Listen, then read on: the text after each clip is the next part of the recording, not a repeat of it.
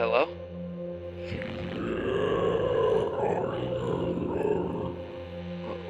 What?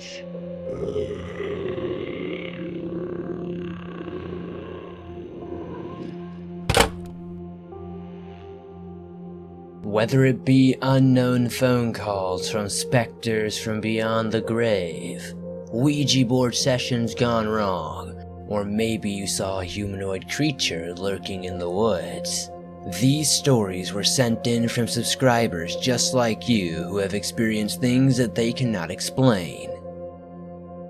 These stories will truly freak you out, as they did to me as I was reading them. If you have a tale just like these guys, be sure to send them in. I would love to share them in a future video. You can do so by sending it in to the swampdweller.net website or the email that you can find in the description down below. Let's get in to these stories.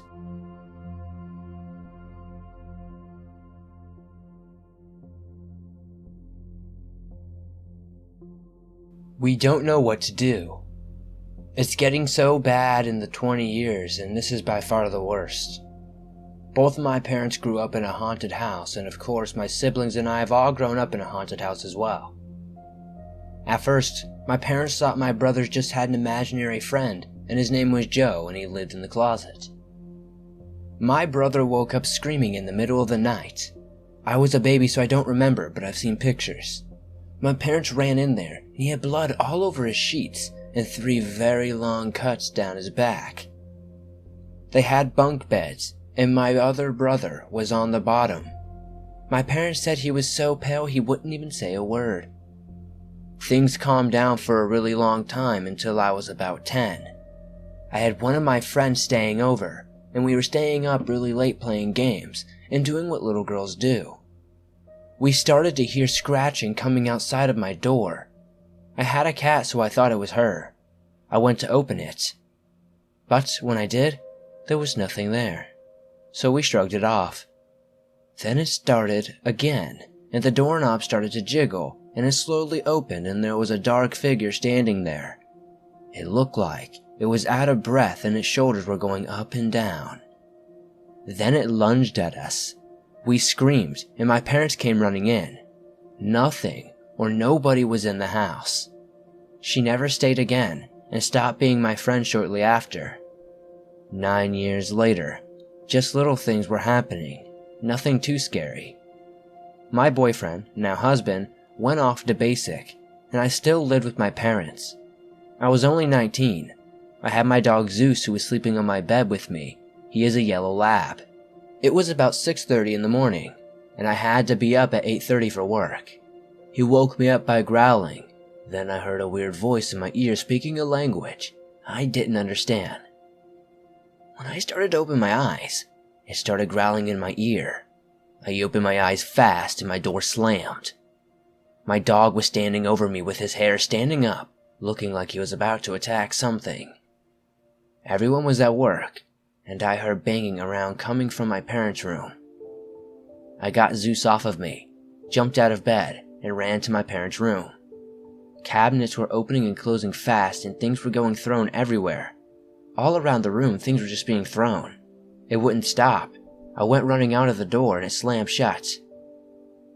My dog now was running around the house barking and growling. He started running into the door. I said F it, and ran out there and grabbed my work clothes, my dog, and got the heck out of there. I dropped my dog off at my friend's and went to work early. When I got home, my parents' room was destroyed. My mother was crying and my dad was pissed. I told them everything.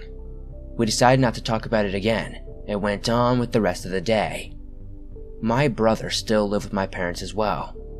The night my door kept opening and closing, I kept hearing something running in the hallway.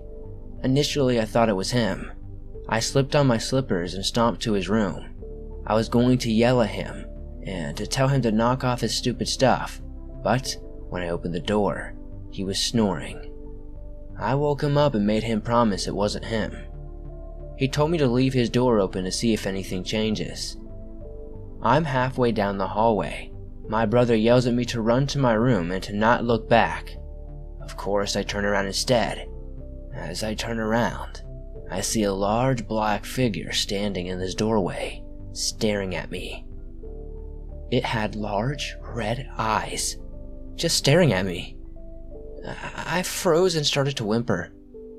My brother, being the protective big brother, came charging in, telling the thing to leave me alone, and when he got there, it disappeared. My brother ran to me and led me to my room, and slept on the floor that night to stay with me. I didn't get any sleep that night. Now, a year later, I'm 20. My husband is away for the army at the moment, and we are waiting for our plumbing to be done at our new house. Last night we had a bad rainstorm. I woke up to growling again, but I couldn't move. Out of the corner of my eye, there was a figure with red eyes just staring at me. Thunder started, and it opened its mouth so wide it could have fit my whole head in its mouth. It had huge sharp teeth and long skinny tongue. It started to scream, and my ears started to ring. I wanted to cover them, but I couldn't. My dog half growled and whined and started to bark. My parents came running in covering their ears but stopped in mid-run when they saw the thing. My dad came running to me and picked me up and carried me out of the room. My dog followed. Zeus had his back to us so he could face the thing, and he never took his eyes off the figure until it was out of sight. I finally was able to move, and I started crying and shaking uncontrollably. My brother lives here as well as his girlfriend. We all heard her scream. Then she started banging on the door, so my dad opened it, and she came running in crying and shaking. We all started to ask where Mike is. Before she can answer, he came out of the room, on his hands and feet with black eyes, just staring at us. We all froze, none of us knowing what to do. My brother then popped his neck and started running for us. My dad slammed the door and locked it. My brother started running against it. He was a madman. My mom is screaming for it to get the hell out of her house, and just kept repeating this while throwing things and stomping. Then it goes quiet. My dad opened the door, and my brother was passed out on the floor, with the door with his nose bleeding. When my brother woke up, we told him everything. He didn't remember a thing. All he remembers was hearing screaming and then it all went black. He tells us sorry and then says he's going to stay quiet for the rest of the night. And there was no more activity that night either. Nobody slept last night. We all called in and tried to figure something out. Now it is the next night and it's 11 at night and we are hearing growling and scratching through the house. We can't do this again. Please, if anybody knows what's happening, help us. I'll keep you all updated as soon as I can. Thank you for sharing this on your channel.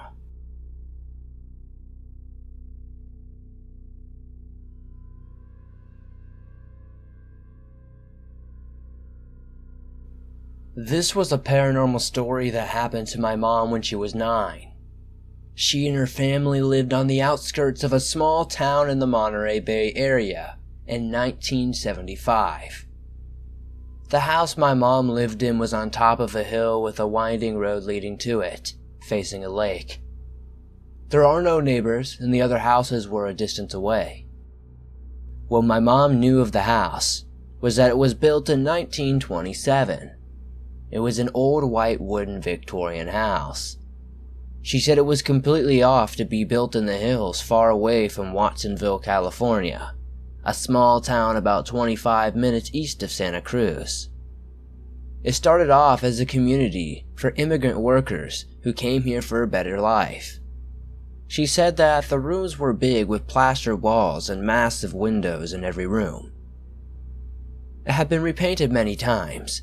In the house's history, and the windows, they were all sealed shut. My mom recalled the windows were so high off the ground that you couldn't break into them. I'll warn you ahead that this is pretty disturbing, and if I sound dramatic, it's from my mom's point of view. So please bear with me. My grandparents worked far as they worked in the fields when my mom and her siblings moved to live in the United States from Mexico, and often left my mom and my tias and tios by themselves, with my older tia in charge. Mom and her siblings were used to being by themselves for long periods of time until my grandparents would come home from work. She says the property around the house had an old barn and a shed full of old rusty farming equipment. My mom and her siblings would spend the day exploring the nooks and crannies of the buildings, often pretending that they lived in those times and role-played. But often, Mom and her younger sister, Leticia, talked about strange things that would happen to one another, in or around the house. Tia Letty told my mom about the incidents that were happening to her. She would lie on her bed, looking up at a corner of the ceiling. She would tell my mom that she would see the corner was bellowing like it had lungs, and she is so scared that she would run out of the room. That is what Tia Letty's recollection of what happened to her was. But then, it was my mom's turn. One evening, my mom was in bed, facing the wall when she was sleeping. She always locked the door to her room. Being there in the dark by herself, she said she would be in a state where you're half asleep and half awake, but then she felt an ominous feeling. Weight on the edge of her bed. She was chilled with fear because she knew no one could possibly be in the room with her. She felt a motherly presence, she said, that was watching her as she slept. Mom wouldn't even dare to turn her head to look at whatever it was that was sat beside her on her bed. She was too scared to look at it because she thought she would die of fear if she saw what it was. She spent the whole night praying that it would go away and leave her alone. That was one of the many incidents that happened to her in that house. There was a second mysterious situation where my mom would hear knocks as if someone was there in the house with her. My mom would run to the door, excited that she heard knocks, but no one would be there. She said it happened at random, maybe 2 or 3 times in the day, any time that she was alone. She thought it was something pulling a prank, but it dawned on her that she had no neighbors for miles all around. That's when she became scared. Eventually, it stops, but it stayed with her. My mom was becoming increasingly more frightened because nothing would add up. She said she remembered that when the door knock stopped, there would be soft tappings between the walls. In the beginning, she thought she was hearing things and didn't pay much mind to it, but she constantly kept hearing those soft taps from inside the house. Day or night, it didn't matter. Mom didn't want to tell anybody because they would discount it as maybe her imagination was just working on overdrive. Her mind was slowly becoming fearful of what it could be. So, one night, my grandparents left to go food shopping in another town. My mom decided to stay by herself because she thought it was boring. But she completely forgot all about the things that were happening in the house. So later on, Mom was sitting in the living room because they had left early, and she was thinking in her mind that they would come home before dark. She was there in the living room all alone while it was completely pitch black outside. She said that all she heard was the frogs croaking by the lake and crickets chirping. Mom said she was getting a feeling that she was being watched through the windows, but the windows were so high for someone to look through. At that point, she was running around the house like a headless chicken on full panic mode. She was so scared. She made a bad decision that she regrets to this day, of staying all alone. Like if it couldn't get any worse for my poor mom, the tapping started again, but this time even louder than it ever has been before. My mom was thinking that she was becoming insane or something of that. She thought maybe she was losing her head. She decided to confront whatever it was, and with doing that, she started following the noise where the tappings were coming from. It was towards the very back end of the house near the back door. As she inched closer and closer, she put her ear against an inner wall of a small dark closet near the back door where the knocks were coming from inside. What she told me next gave me goosebumps typing this down. She said that she heard the loud wailing noise of a baby bawling and crying as if it was trapped inside the closet. Mom didn't even bother to check this because it shook her up. Then, for a quick moment, the tapping inside the house came back, but much louder as if it was banging on the door. She ran all the way into her room and locked the door. When she got her rosary, Mom waited for what felt like forever for her family to get home. After that, she never thought about staying home alone again. After my mom was done hearing things, now she said she would finally see what it was doing all this ruckus to her. Yet on another dark night in the middle of summer, Mom and her siblings were eagerly waiting for her mom and dad to come home from work. She ran to the back door, anticipating his arrival. The mom opened the door without hesitation, and she remembers that she was completely scared of what she saw. She says at a distance, almost close to her, she says that she saw a solid soul shaped like a woman, completely white, floating across the backyard, going from one corner of the old barn to the other corners, where old water sheds used to be standing, that was demolished right after my mom moved in. It was knocked down because my grandparents were concerned that the old dilapidated shed would cave in while my mom was playing in there with her brothers and sisters. When the woman reached the shed, she disappeared into thin air. My mom was speechless of what she saw and ran back into the house to tell my abuela. She couldn't even speak to my abuela, and after a while, when the fright left my mom, she told abuela of what it was. My abuela told my mom something chilling. Since my whole family was Catholic, and they kind of believed in the supernatural, my abuela thought that the ghost was a woman. Abuela thought that she could call her out and that the woman wouldn't stop trying to communicate with my mom. It's odd, because it just happened to her and only her, none of my other siblings. Abuela mentioned to my mom to say her, "What do you want next?" Mom complied, and when she did it, the woman never responded to her, and all the paranormal things stopped. Now that my mom told me this, she recalled that Tia Letty researched the house's history and freakishly found out that there were 5 children that lived in the house, just like my mom's family of 5. But if that wasn't scary enough, 4 of the 5 children's names were the exact same: Jose, Tio Jose; Anthony, Tio Anthony; Francisco, Tia Francisco, and then my mom's name, Maria. Disturbingly, one of the children were killed by a stray gunshot of a bullet in the house that was built in the 1920s. But the barn and the shed were built in the gold rush in California. I theorized that the woman thought my mom was the child who died in the house and wanted to contact her to see if it was her child. Just recently, last week we went to Watsonville for a family event, and Tia Letty told that the house no longer stands, that it was demolished a couple of years ago.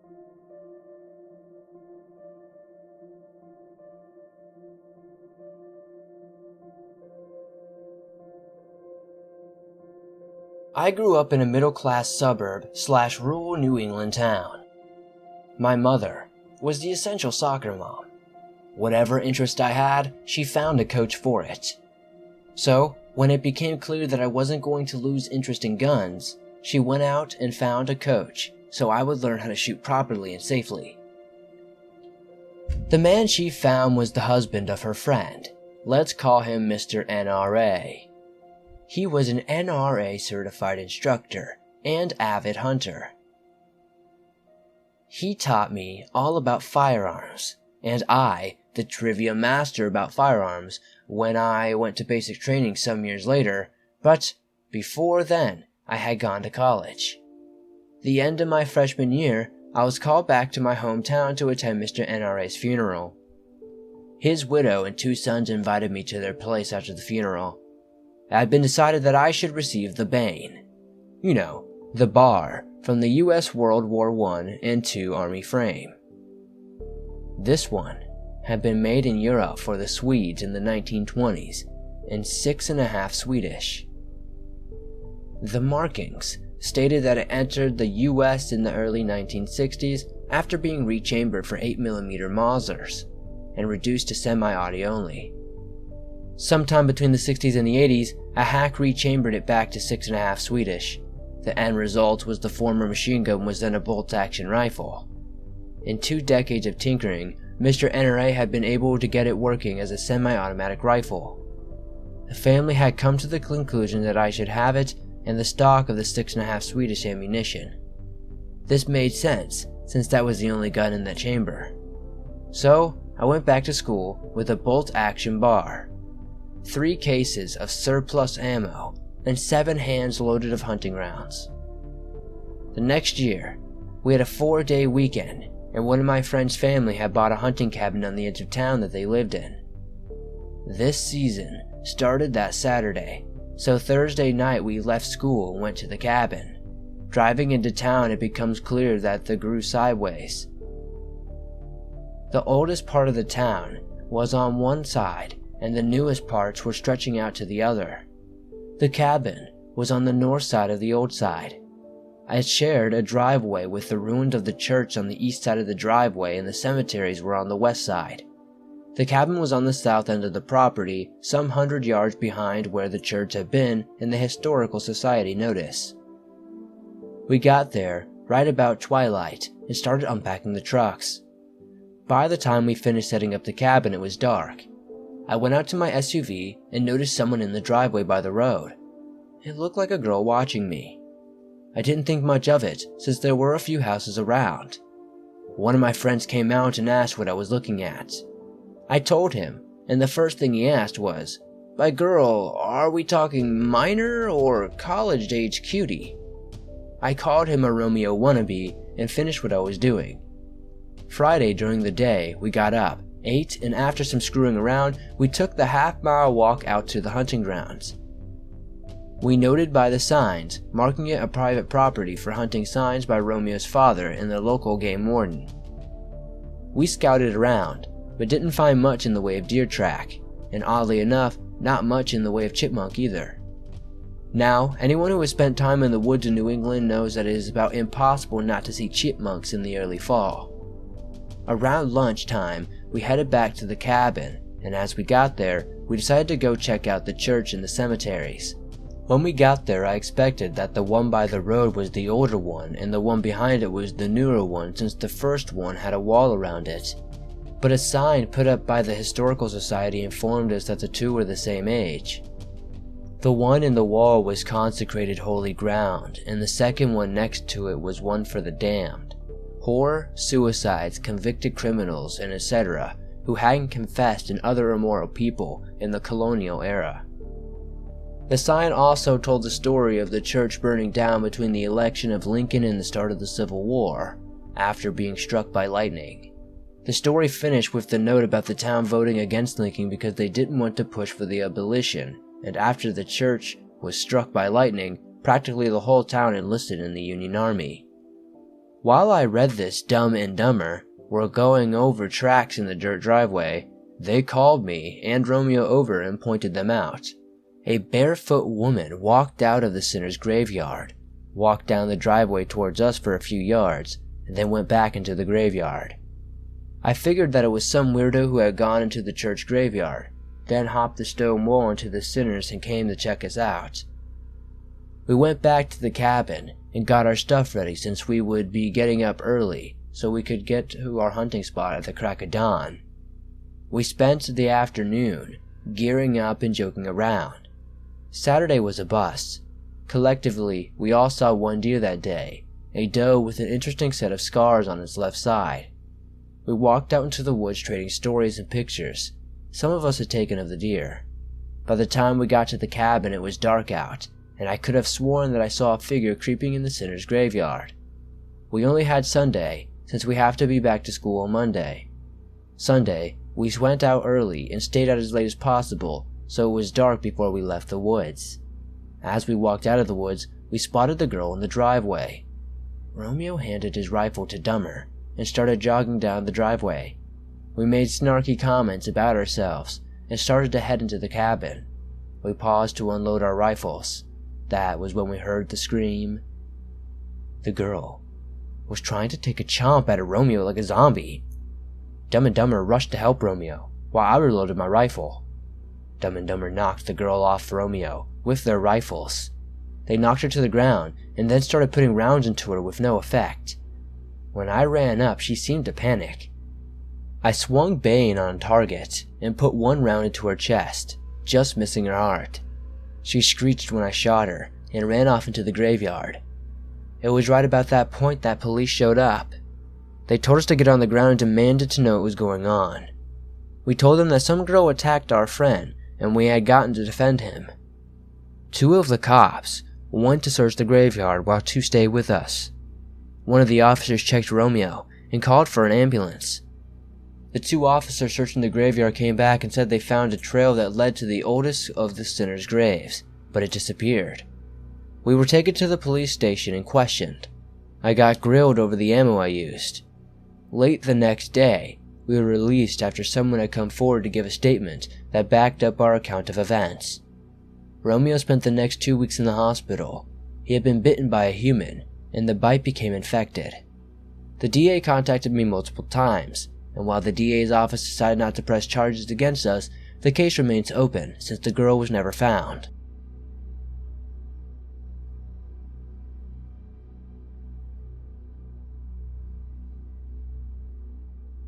I am a half-white, half-Mexican-American woman.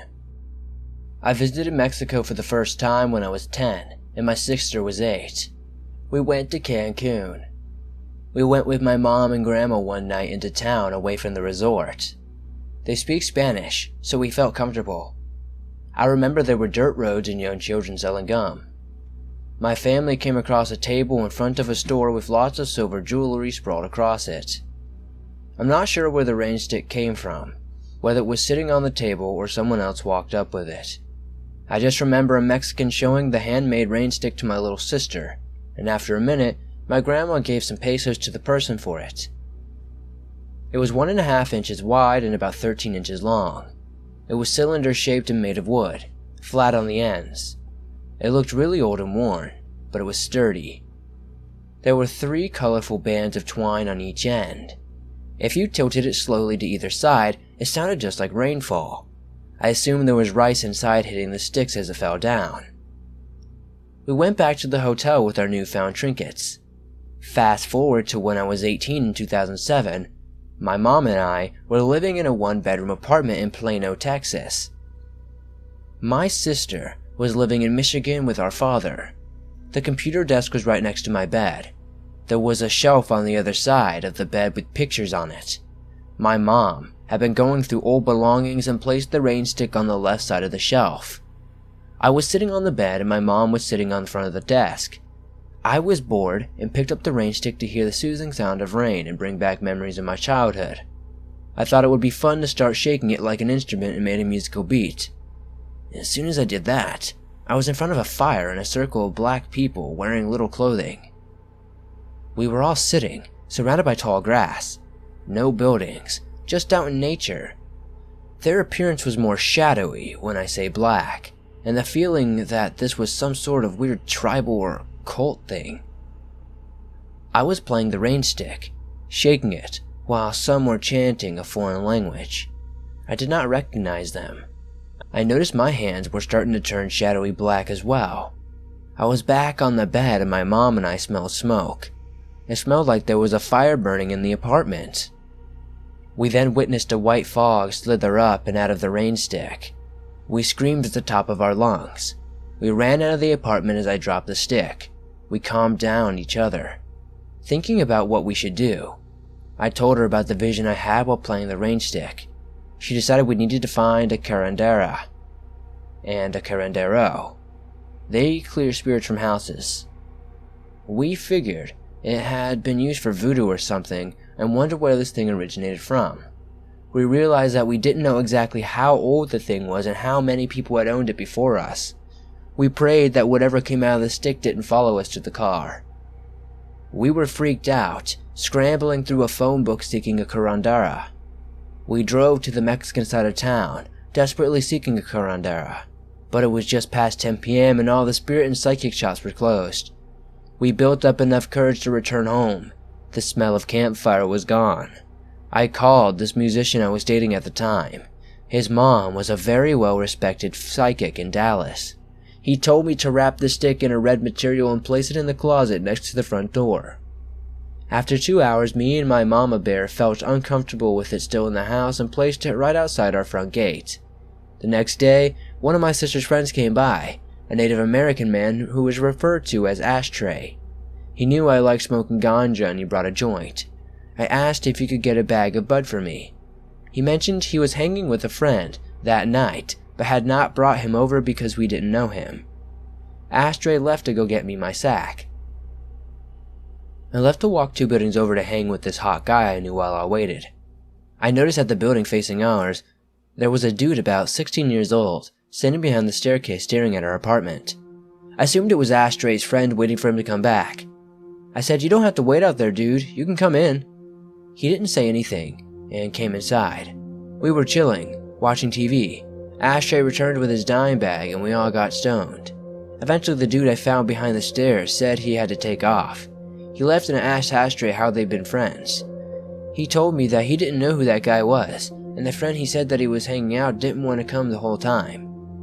I was pretty freaked out and told my mom about it. All 3 of us opened the door and noticed the RAINSTICK was gone.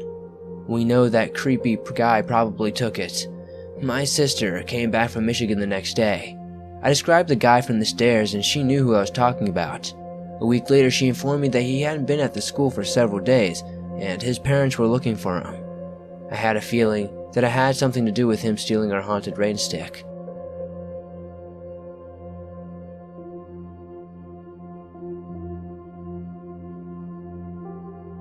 This happened 2 years ago in a small town in Eastern Europe.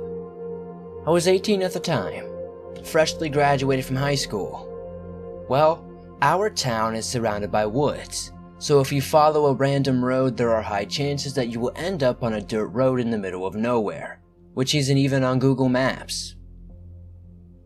My friend and I were very adventurous because we were dumb teens and we had a license. So being that our town had a very few and boring places to hang out, we pretty much explored all the country dirt roads. One night in August, we decided to go on a night drive to a place we had been before. We liked the fact that we had never seen a car driving there, so we would smoke, drink, and blast music without disturbing anyone. We named the place the Botanical Garden, simply because it was 20 miles away, on a road surrounded by undisturbed forest on both sides. We were 2 carfuls of people. I was driving mine and Elena with hers. We arrived at the place at around 11 p.m. and we started doing our usual dumb things. As a matter of fact, I don't smoke and I couldn't drink since I was the driver, so I don't think I imagined what happened next. We were just laughing like idiots when Elena turned the music volume down a little and told us to be quiet. We asked why, but she didn't respond. She was focused on hearing something. "Guys, you didn't hear that?" "Hear what?" we asked her. She explained to us that she went a little close to the woods and heard something like a crying woman. She was genuinely scared. I could see that on her face. While I was telling her that it was most likely a fox or an animal, and she mistook the sound, a few of my high and drunk friends started bluffing, screaming at whatever it was to go away, that we would beat the shit out of it. Suddenly, we began hearing rhythmic screams, like 10 seconds away from each other. But what really scared me was that every scream sounded closer to us. Well, to be honest, I really thought there was someone that needed help, but those screams were something scarier than anything I've ever seen in a horror movie. I can still hear it sometimes in my nightmares today. I know we were dumb, but we didn't move a muscle.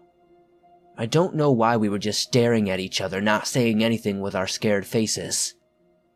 I think it was the fact that we were like 10 people, and we only had pepper spray on us in case we ran into somebody we didn't know. The girls were the first who made a dash for the cars, followed by everyone soon after. I turned my car, and was turning on the headlights. I could see someone standing in the woods behind a tree. It looked like a woman, but very old. She was hunched and had some kind of walking stick. I can't remember what she was wearing, but her whole face was covered, and I couldn't stay long because my friends were screaming at me to floor it, so I did. We drove back to town and we stopped at a gas station to gather our thoughts. Everyone was puzzled and everyone saw that old woman. The friends in the car behind us even said the old woman got out of the woods and was chasing after the car. I have absolutely no idea what we saw. I haven't been back there at night. We talked to other friends and we told them what we experienced, and a group really went there to see that for themselves. All I say is that they hesitated to tell us what went down. They just told us that they were too creeped out and booked it out of there very soon. I don't know if we saw some kind of spirit or demented woman, or if it was some sick, well-made prank, but I really doubt it was a prank, because people usually don't even know of this place. Remember, we've been there dozens of times and haven't seen a single car pass by ever. People here don't do this kind of things, and even if they do, surely not in the middle of goddamn nowhere. This isn't the United States. Random people dressing up like clowns and stuff like that don't go out in the woods. Our folklore has many legends about spirits that haunt the woods at night. Stories that my grandma was telling me when I was a child that I never believed. But I think I'll believe now.